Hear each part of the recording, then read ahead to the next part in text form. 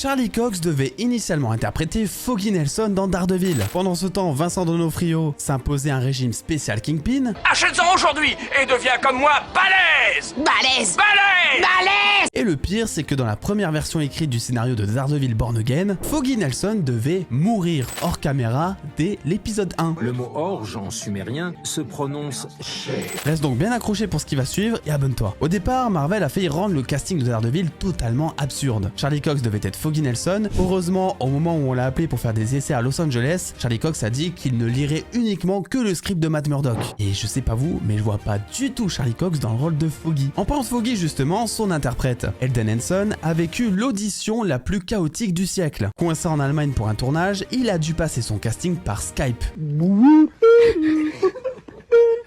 Avec une connexion aussi stable qu'un immeuble de Gotham sous Snyder. Bravo, vous êtes sur internet. Malgré ça, il a obtenu le rôle, Vous allez voir, c'est facile. mais son personnage effectivement devait être effacé dès l'épisode 1 de Daredevil Born Again où on aurait appris normalement que le personnage était tout bonnement décédé.